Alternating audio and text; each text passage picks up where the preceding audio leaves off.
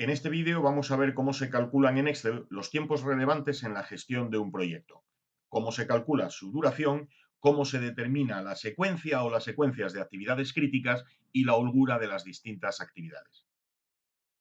Estos cálculos aparentemente sencillos entrañan en realidad una notable complejidad, porque los cálculos de los tiempos se deben hacer en un orden muy minucioso que va a requerir el uso de técnicas avanzadas en Excel, como las fórmulas matriciales o el cálculo iterativo o la utilización intencionada de referencias circulares.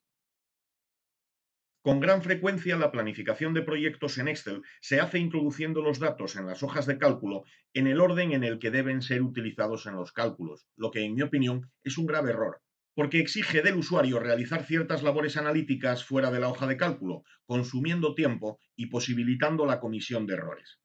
En este vídeo se mostrará un sistema integrado de cálculo que no requerirá del usuario ninguna actuación ajena a Excel. De hecho, ni siquiera será necesario introducir las tareas en un orden concreto, lo que posibilitará incluso la modificación o la replanificación del proyecto sin que el usuario deba preocuparse por la posible alteración de la secuencia de cálculo. Para ilustrar el funcionamiento de esta hoja de cálculo vamos a utilizar un proyecto sencillo que hemos calculado artesanalmente en un vídeo anterior y que será especialmente útil para quien no esté familiarizado con los métodos PERT o CPM.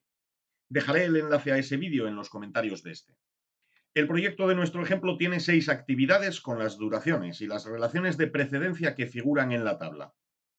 La resolución del proyecto, que nos servirá luego de comprobación, es la siguiente.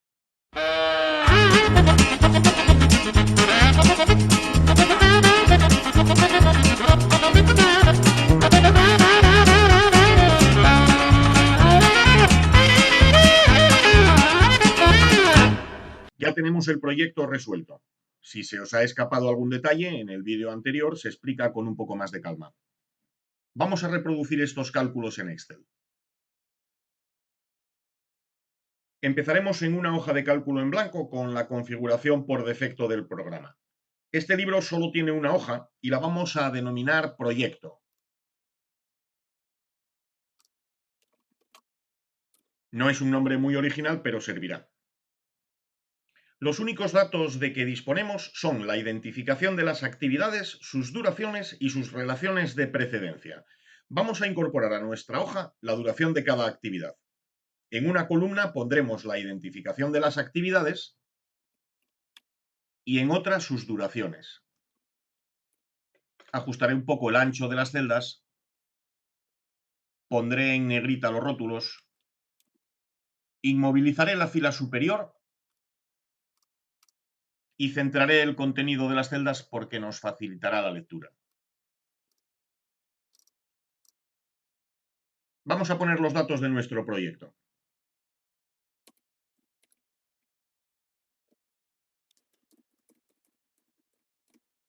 Estos datos, la identificación y la duración de las actividades, son exógenos, es decir, proceden de fuera de nuestra herramienta. No los calcula la Excel, sino que los tiene que introducir el usuario. Para identificar visualmente este tipo de celdas en las que tenemos que alimentar a la hoja de cálculo, vamos a usar un sombreado azul claro. Y aunque este proyecto solamente tenga 6 actividades, para que nuestra hoja de cálculo pueda servir más adelante para desarrollar automáticamente otros proyectos con más actividades, la vamos a dejar preparada para un número mayor de filas, por ejemplo, unas 15, aunque por supuesto puede ser otro número si lo preferís. Sombreamos también en azul. También nos va a ser útil delimitar con un sombreado negro la primera fila posterior a nuestro campo de actividades. De este modo estamos delimitando a simple vista a qué rango se referirán nuestras funciones y será muy improbable que introduzcamos por error algún dato en una celda que quede fuera de las referencias de nuestras futuras fórmulas. Estos dos sombreados que acabo de sugerir y de hacer, así como otros que luego describiré, son opcionales y la herramienta funcionará perfectamente si los omitís o si usáis otros colores u otros formatos diferentes. Pero son los que yo suelo usar desde hace muchos años y lo cierto es que en proyectos complejos resulta de mucha utilidad apoyarse en un criterio visual para saber rápidamente dónde se puede y dónde no se debe tocar. En otro vídeo explicaré algunos principios y reglas sobre el empleo de formatos en un uso avanzado de Excel. Para agilizar y simplificar la introducción de fórmulas, especialmente cuando ya se prevé que los cálculos puedan entrañar cierta complejidad, resulta muy útil utilizar nombres para referirse a los principales rangos de datos. En este ejemplo, vamos a asignar sus nombres a los dos rangos que tenemos: las actividades, o sea, sus denominaciones o sus identificaciones, y sus duraciones.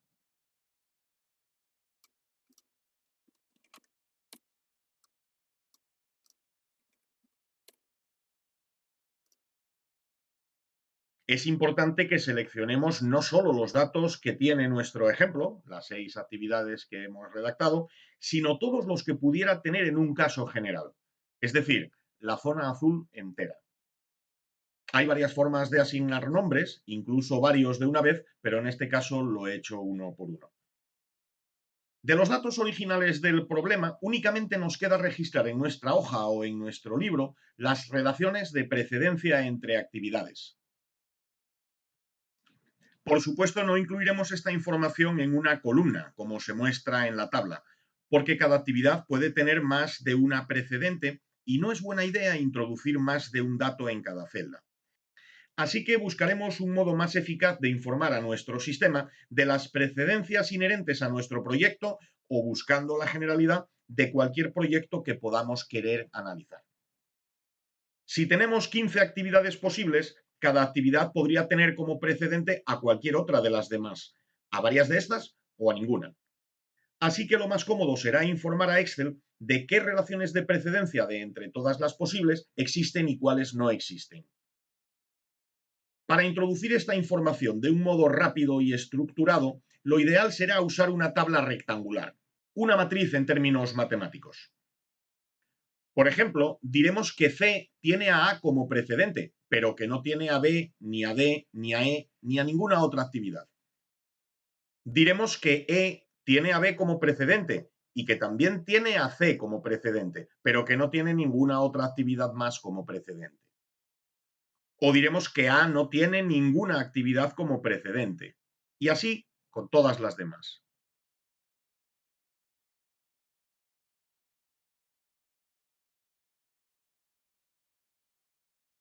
Nuestra matriz tendrá 15 filas porque tenemos 15 posibles actividades y también tendrá 15 columnas. Aunque es obvio que la de la propia actividad no puede usarse. Una actividad no puede ser precedente de sí misma. Pero por simplicidad estructural no lo vamos a excluir de la tabla, sino que su dimensión será 15 por 15. No sería mala idea desarrollar alguna forma de evitar la introducción errónea de autoprecedencias, pero lo veremos más adelante. Para no cargar nuestra hoja principal, vamos a configurar la matriz de precedencias en otra hoja que voy a crear y a la que voy a llamar precedencias. La creatividad no es lo mío. Dejaremos 2 o 3 columnas libres por la izquierda y 2 o 3 filas libres por encima, por si después las necesitamos. Selecciono un rango vertical de 15 celdas para nuestras 15 posibles actividades. Y para que los nombres de identificación de las actividades se importen desde la otra hoja, voy a usar una fórmula matricial que va a hacer referencia al campo donde están precisamente esas identificaciones. A ese rango lo habíamos llamado actividades. Hay que recordar que las fórmulas matriciales no se insertan pulsando Enter, como hacemos con las fórmulas convencionales, sino pulsando 3 teclas a la vez: Control, mayúscula y Enter. Como estos valores no son exógenos, sino que resultan de un cálculo automático, para evitar que por descuido pudiésemos alterar las fórmulas, las vamos a sombrear en un color que sugiera cautela, como por ejemplo el amarillo. Vamos a centrar el contenido y para evitar que nuestra fórmula muestre ceros cuando las actividades se hubieran dejado en blanco, aplicaremos una ocultación de ceros como formato de número personalizado.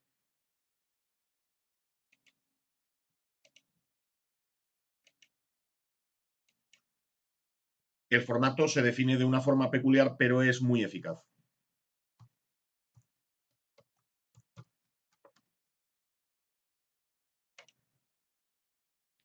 Vamos a hacer lo mismo en la fila superior. Pero hay que tener en cuenta que el rango donde identificamos nuestras actividades y que habíamos llamado precisamente así, actividades, es un rango vertical. Así que para colocar sus valores en forma de fila, usaremos también la función transponer.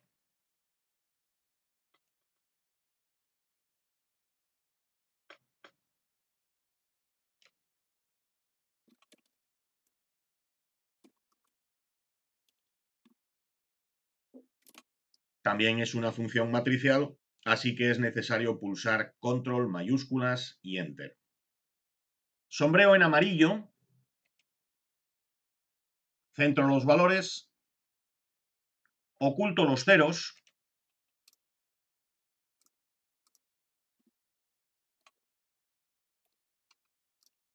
y reduzco un poco el ancho de las columnas, porque no vamos a necesitar escribir nada muy largo.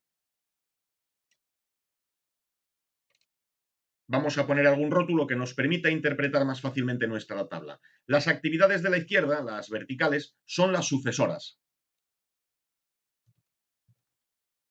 Y las de arriba, en horizontal, las precedentes.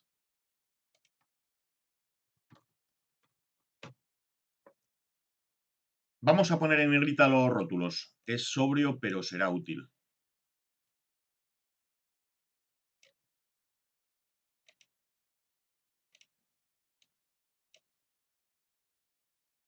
Y también vamos a sombrear en azul la zona de la tabla destinada a recoger datos exógenos. En resumen, el criterio significa que en las zonas azules introducimos datos y en las zonas amarillas obtenemos resultados, cálculos que hace la hoja de cálculo. Repito que seguir este criterio visual no es imprescindible, pero sí llega a ser muy útil cuando las hojas se vuelven complejas y se pueden confundir las zonas donde se meten datos y las zonas donde se hacen cálculos. Para agilizar en nuestras fórmulas las referencias a esta tabla, asignaremos también algunos nombres. A la zona azul la llamaremos precedencias.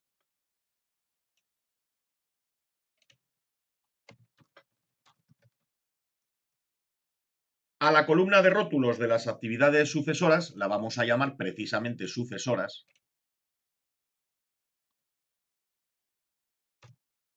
Y a la fila de rótulos de las actividades precedentes la vamos a llamar, ¿lo adivinan? Precedentes. No me gusta arriesgar con los nombres.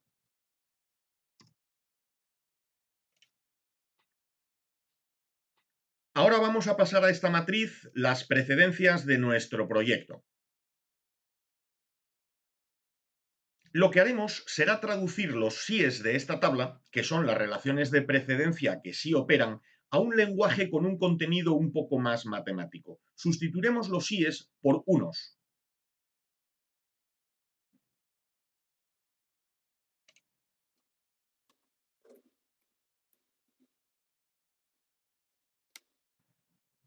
Las celdas que no tocamos quedarán en blanco y equivaldrán a valores cero, como si procediesen de los noes, es decir, de las relaciones de precedencia que no operan.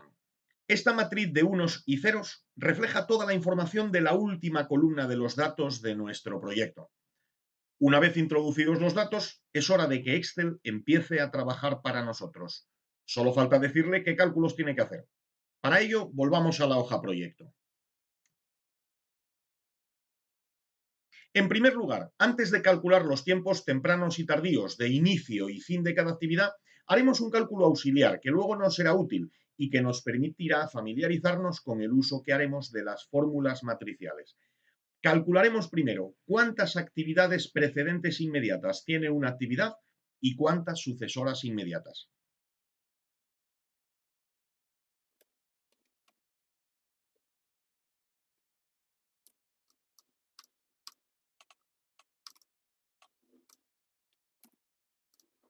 Calcular el número de predecesoras que tiene una determinada actividad es muy fácil.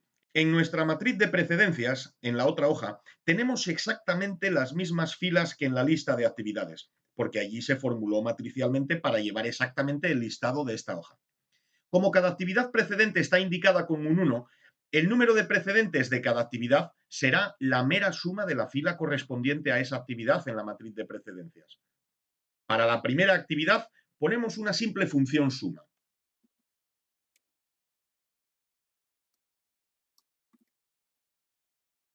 Esta suma se calcula sobre la primera fila de la matriz y podemos copiarla a toda la columna para hacer el mismo cálculo sobre el resto de actividades. Se puede comprobar que la actividad A efectivamente no tiene precedentes, que B, C y D tienen una, que la actividad E tiene dos precedentes y que F también tiene una. Vamos a sombrear en amarillo, centrar y ocultar ceros.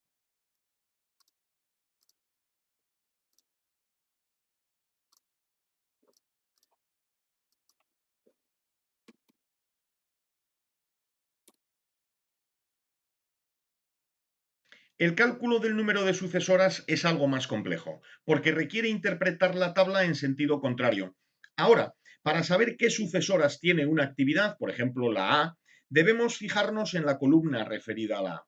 El número buscado será la suma de los unos de esa columna, pero si lo calculamos directamente, la fórmula no tomará los rangos correctos al copiarla a las celdas de debajo. Así que habrá que ingeniar algo más sofisticado. Podemos recurrir a una función índice que tome de la matriz de precedencias únicamente la columna que corresponda a la actividad cuyo número de sucesoras estamos calculando. Y como en la matriz de precedencia hemos puesto tanto en filas como en columnas las mismas actividades y en el mismo orden, la actividad que estamos calculando estará posicionada en la columna con el mismo ordinal que la fila en la que está la actividad.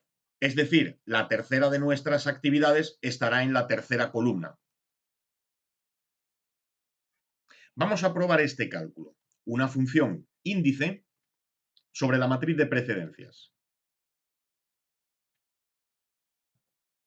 Vamos a dejar en blanco el argumento número de fila porque las queremos todas y especificaremos en el tercer argumento que la columna debe coincidir con el número de fila en la que estamos.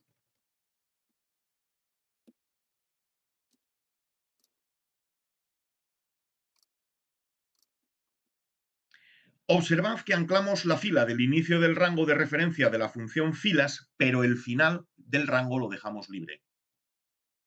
Lo hacemos así para que el final del rango vaya corriendo cuando copiemos la fórmula hacia abajo. Y así irá aumentando de uno en uno la fila en la que estamos y nos irá devolviendo valores asociados a una columna diferente de la matriz de precedencias. Como el copiado de la fórmula va a ser vertical, no es necesario anclar las columnas y yo prefiero aplicar el principio de mínima intervención y no bloquear nada que no sea necesario. De todos modos, si se pusiesen dólares delante de la letra A, la fórmula seguiría funcionando. Vamos a ejecutar esta fórmula como matricial. Si la copiamos hacia abajo, veremos que aparentemente estamos obteniendo una columna de ceros. Pero al tratarse de una fórmula matricial, realmente estamos visualizando únicamente el primero de los muchos valores que la fórmula está devolviendo en cada una de las celdas.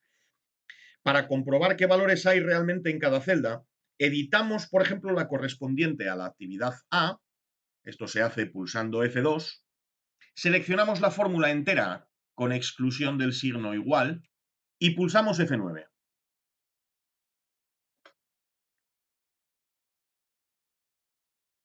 Como se ve, lo que la fórmula está devolviendo es un 0, 3 unos y el resto más ceros. Esto significa que la fórmula escrita nos dice que la actividad A tiene las siguientes sucesoras. La A no, la B sí, la C también, la D también y las demás no. Lo cual es cierto, porque tras la actividad A podrían empezar B, C y D, pero ninguna más. Pulsaremos escape. Editamos nuevamente la función y envolvemos nuestro cálculo en una función suma. Lo que obtenemos de esta forma es la suma de los unos, es decir, de las sucesoras que tiene esta actividad. Podemos copiarla. Sombreamos en amarillo, centramos y ocultamos ceros.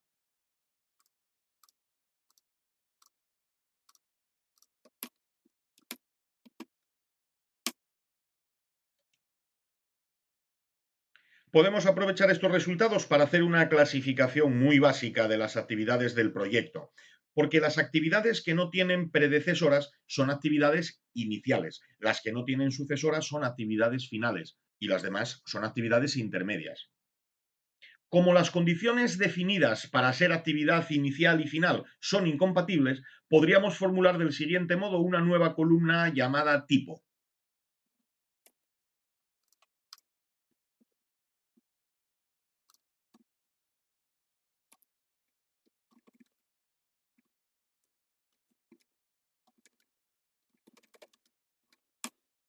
Lo que he hecho es un condicional anidado en otro, pero como esta fórmula operaría incorrectamente con las actividades vacías, la vamos a envolver en otra condición adicional que excluya las actividades no definidas.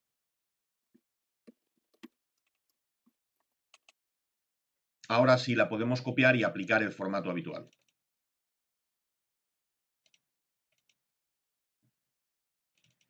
No es necesario ocultar ceros porque en esta fórmula nunca vamos a obtener como resultado un cero. La siguiente tarea consiste en calcular los tiempos de cada actividad, el inicio y el final temprano y el inicio y el final tardío. Vamos a preparar los rótulos.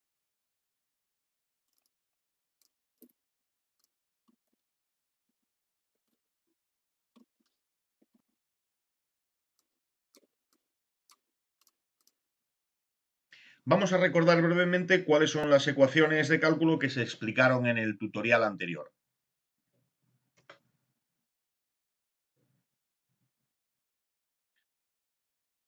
El tiempo de inicio temprano de una actividad es igual al máximo tiempo de finalización temprano de las actividades que le son predecesoras. Esto significa que para que pueda empezar tempranamente una actividad es necesario que hayan terminado tempranamente las que son anteriores a ella.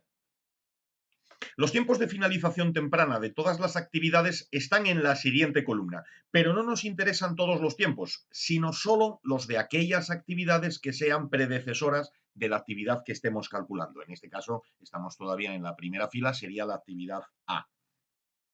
Ya sabemos que las actividades que sean predecesoras de una concreta actividad son las indicadas con un 1 en la fila correspondiente a esa actividad en la matriz de precedencias. Es el tiempo de finalización temprano de estas actividades el que deberá ser relevante en nuestro cálculo. El tiempo de finalización de las demás actividades, las indicadas con un 0 en la matriz de precedencias, no debe intervenir en el cálculo. Así que si multiplicamos en esta celda la columna correspondiente a los tiempos de finalización temprana, a los que bloqueo los indicadores de fila, por la transposición de la fila correspondiente a la actividad de que se trate en la matriz de precedencias, lo que tendremos es un nuevo vector formado exclusivamente por los valores de tiempo de finalización temprana de las actividades precedentes de la que se esté calculando. O lo que es lo mismo, un vector en el que los tiempos de finalización temprana de las actividades que no sean precedentes de la actividad calculada estarán multiplicados por 0. De este vector, el valor que determina el tiempo de inicio temprano de la actividad de que se trate es el máximo, así que vamos a envolver esta función dentro de un max. Y la ejecutaremos como fórmula matricial. Si la copiamos a las demás filas, veremos que todos los resultados son 0. Pero esto es así porque la columna de los tiempos de finalización temprana está en blanco. No obstante, podemos comprobar que la fórmula opera adecuadamente editando con F2, por ejemplo, la celda correspondiente a la actividad E.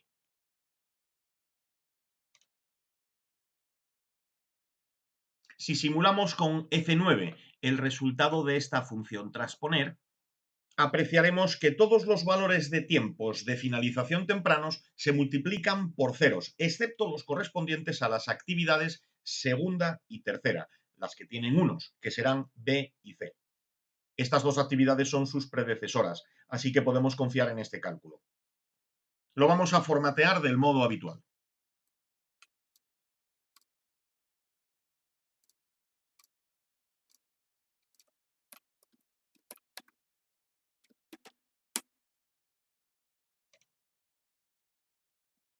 Calcularemos ahora los tiempos de finalización temprana, que se obtienen sumando al tiempo de inicio temprano de cada actividad su duración. Pero esto va a provocar un problema de circularidad o de autorreferencia. Vamos a ver primero por qué. Si recordamos las fórmulas de cálculo del proyecto, vemos que el final temprano de una actividad depende de su propio inicio temprano y de su duración. y que el inicio temprano de esa actividad depende del inicio temprano de las demás, concretamente de las que sean predecesoras. Aunque realmente no hay autorreferencia, como todos los inicios tempranos de todas las actividades van a estar en la misma columna de nuestra Excel, o sea, en el mismo rango, la fórmula que insertemos se referirá a toda la columna, en la que estará incluido el valor que se refiere a sí misma. Y esto provocará un problema de autorreferencia o de referencia circular. Y Excel lo advertirá. Vamos a verlo. Calcularemos el tiempo de finalización temprano de la primera actividad simplemente añadiendo la duración de la tarea a su tiempo de inicio temprano.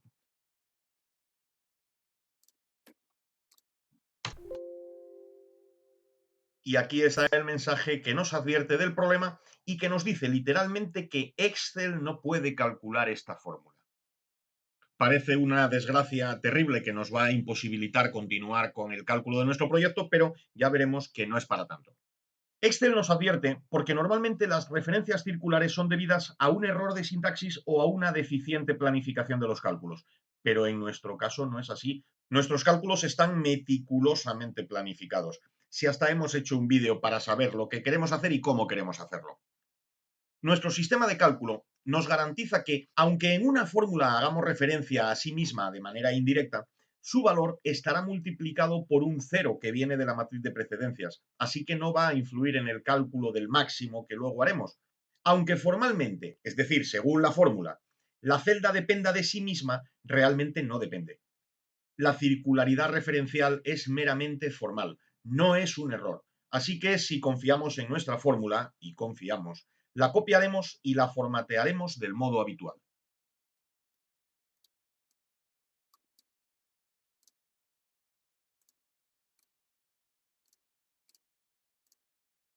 De momento todo lo que obtenemos son ceros, porque Excel nos acaba de decir que no puede calcular, pero sí puede. Lo que vamos a hacer es habilitar el cálculo iterativo. En mi versión del programa iríamos a Archivo, Opciones, Fórmulas y marcaríamos la habilitación del cálculo iterativo. Veamos qué ocurre cuando pulsamos Aceptar. Parece magia. Ya tenemos los tiempos tempranos de nuestro proyecto perfectamente calculados, y eso que Excel decía que no podía.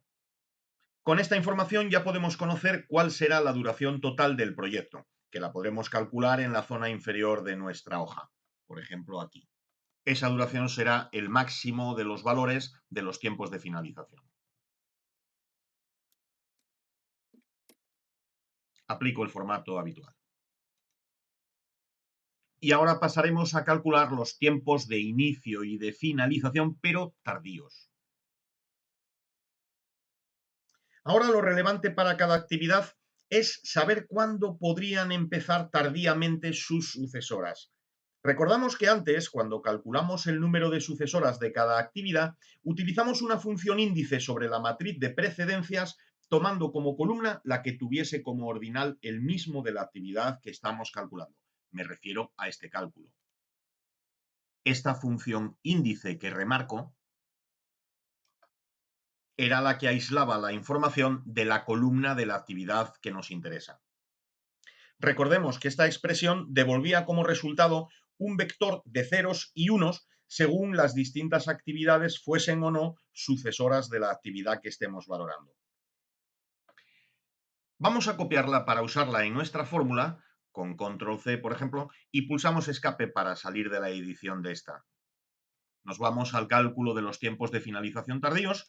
Si utilizamos esta expresión en nuestro cálculo del tiempo de finalización tardío y multiplicamos ese vector de ceros y unos por la columna de tiempos de inicio tardío de todas las actividades, que es este rango que, por cierto, voy a bloquear, el resultado será un vector con los tiempos de inicio tardío de las actividades que sean sucesoras de las que estamos calculando, porque los tiempos de las demás habrán quedado multiplicados por cero. Vamos a ejecutarla como fórmula matricial aunque aún esté incompleta. De momento, e incluso sin copiar la fórmula, ya nos podemos imaginar que al tener vacía la columna de la izquierda, la fórmula solo puede devolver una sucesión de ceros. Pero cuando estén calculados los tiempos de inicio tardío de las actividades sucesoras, El que determinará el tiempo de finalización tardía de la actividad calculada será el menor de aquellos. Pero entonces surgirá otro problema. Como en el vector sobre el que buscamos el mínimo siempre habrá algún cero, ese cero será el valor mínimo. Así que la función mínima está condenada a devolver un cero, que no es lo que buscamos.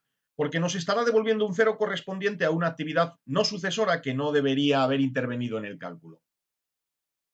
Para evitar este problema, lo que se puede hacer es envolver nuestra función provisional en una condicional sí que sustituya los valores del vector que no correspondan a actividades sucesoras por otro número que no sea cero y que sea mayor que los valores de los tiempos asociados a las actividades que sí lo sean. La duración total del proyecto es un valor objetivo que cumple con esa condición, así que podemos incorporar nuestra función como argumento de la condicional del siguiente modo. Editamos la función y la dejamos como argumento de una condición que evalúa si este valor es cero,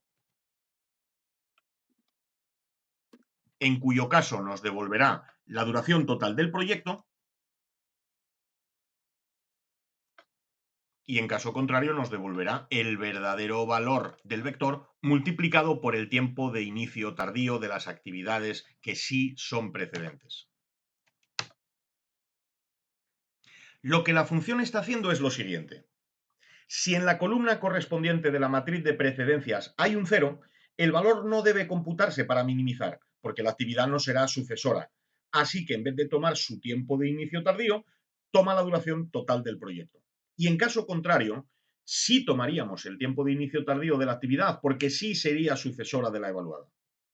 Ahora lo que tenemos es un vector con los tiempos que nos interesan y para los que no nos interesan un valor grande que no será nunca el mínimo. Vamos a comprobarlo.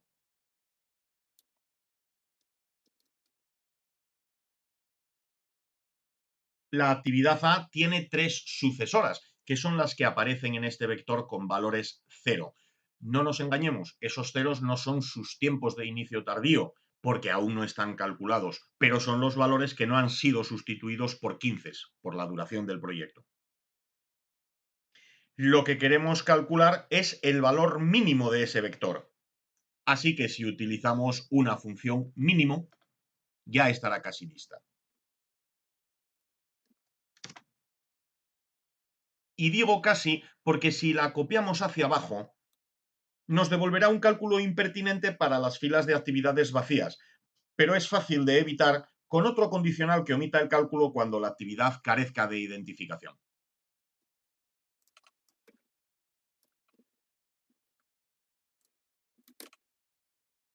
Volvemos a copiar y aplicamos el formato acostumbrado. Les recuerdo que los ceros que aparecen en esta columna no son definitivos. En cuanto se haya calculado el tiempo de inicio tardío de todas las actividades, esos ceros cambiarán. Vamos ahora con el cálculo de los tiempos de inicio tardíos. Se obtendrán restando del tiempo de finalización tardío de cada actividad su duración. Y otra vez aparecerá un problema autorreferencial similar al anterior.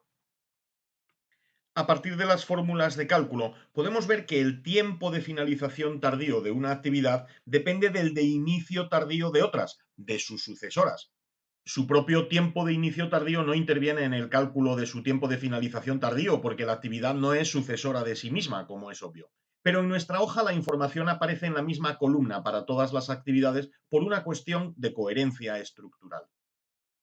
Al calcular los tiempos de inicio tardío, restando la duración de las actividades de los tiempos de finalización tardíos, resultará que esos tiempos de inicio dependen de los de finalización, que dependen de los de inicio, que a su vez dependen de los de finalización. El problema es meramente formal, porque los tiempos de la propia actividad estarán multiplicados por un cero y no intervendrán en el cálculo. Pero Excel detecta la circularidad y se previene. Lo que ocurre es que en nuestro caso, al tener ya activado el cálculo iterativo, nuestra fórmula va a ser calculada a pesar de la circularidad. Vamos con la fórmula. El tiempo de inicio tardío será el tiempo de finalización tardío menos la duración de la actividad. Aunque hemos obtenido un valor anómalo, este valor negativo parecería erróneo, no hay que perder la fe. Nunca hay que perder la fe, pero menos en este caso. Al copiar la fórmula, esta anomalía se subsana, porque al calcular los tiempos tardíos son los valores de las actividades sucesoras los que van dando coherencia a los de las predecesoras. El error que aparece en las filas de actividades que no se han usado se subsana fácilmente con otro condicional.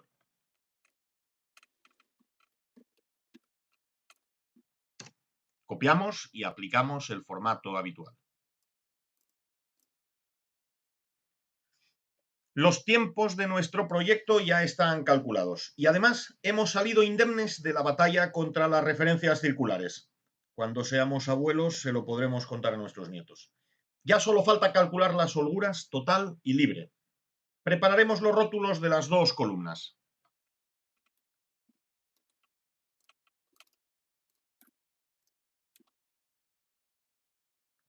La holgura total de una actividad es la diferencia entre sus tiempos de inicio, temprano y tardío. Es decir, la fórmula podría ser esta. Pero impediremos que la fórmula haga el cálculo en las filas correspondientes a actividades que están vacías. Vamos a usar para ello un condicional.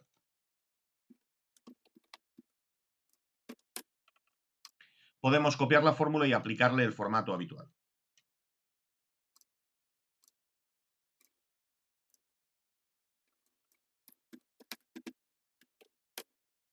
Como vemos, hay 3 actividades que no tienen holgura y otras 3 que sí tienen holgura. Como sabemos que las actividades cuya holgura total es cero se conocen como críticas, porque cualquier retraso en ellas afectaría a la finalización del proyecto, podemos añadir una columna adicional que identifique expresamente a las actividades críticas, es decir, las que integran un camino crítico, porque el proyecto puede tener varios. Con un condicional doble vamos a evitar que se discriminen las actividades vacías.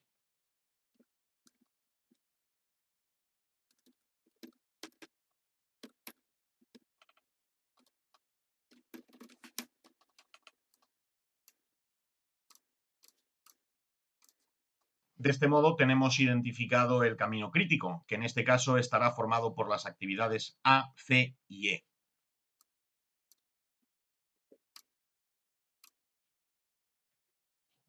La holgura libre de una actividad, algo más compleja de calcular que la total, depende de los tiempos de inicio temprano de sus sucesoras.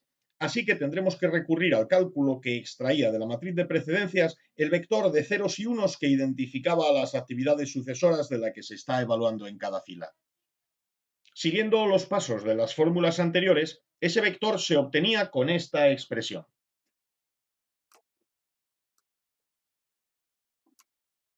Vamos a copiarla, por ejemplo, con control C y pulsamos escape para abandonar la edición de esta fórmula. Vamos a utilizar la expresión que acabamos de copiar en nuestra fórmula de cálculo de la holgura libre. Multiplicaremos este vector por el rango que contiene los tiempos de inicio temprano de las actividades. Tengan la precaución de fijar bien qué referencias deben ser absolutas y cuáles relativas. El resultado de este cálculo es un vector con los tiempos de inicio temprano de las actividades sucesoras, que es lo que nos interesa, y valores con ceros en las que no sean sucesoras. Se volverá a presentar el problema de la minimización que se describió antes.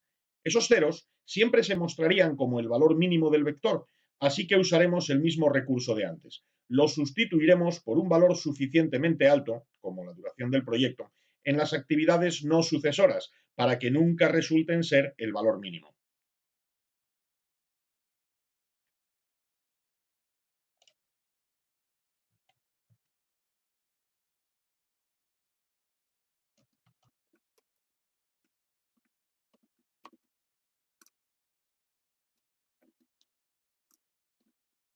Ejecutaremos esta expresión como fórmula matricial, aunque aún esté incompleta. Esta fórmula devuelve un vector con los tiempos de inicio temprano relevantes, que son los de las sucesoras de la actividad evaluada, y valores artificialmente grandes, como la duración del proyecto, en las actividades no sucesoras. De todos estos valores, tomaremos el mínimo con una función min,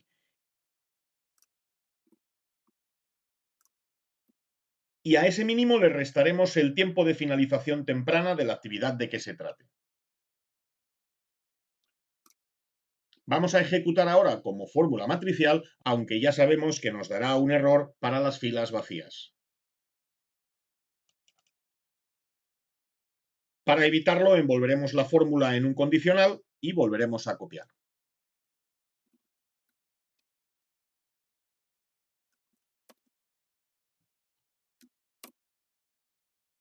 Aplicamos el formato habitual.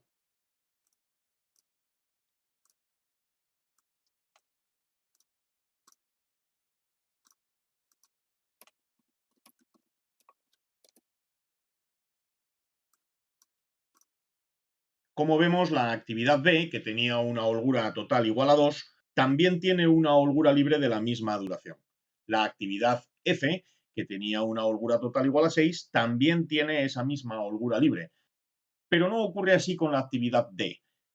Esta actividad tenía una holgura total igual a 6, es decir, podía retrasarse sin poner en peligro la fecha de finalización del proyecto, pero ese retraso sí ocasionaría una demora en el inicio de alguna de las actividades sucesoras. Con este cálculo queda terminada la resolución de los tiempos PERT, que era el objetivo de este tutorial. En un vídeo posterior sugeriré algunas mejoras para facilitar el trabajo del usuario y evitar la posible introducción de algunos valores incorrectos. Espero que este vídeo les haya resultado interesante, especialmente en cuanto al uso de fórmulas matriciales y sobre todo a la utilización intencionada de referencias circulares, que aquí no constituían ningún error, sino una necesidad formal. Les agradezco que den un like a este vídeo si consideran que lo merece. Les sugiero que se suscriban a este canal para ver nuevos contenidos sobre Excel y administración de empresas y estaré encantado de conocer las impresiones, las dudas o las sugerencias que puedan dejar en los comentarios. Espero que no se les haya hecho muy tarde.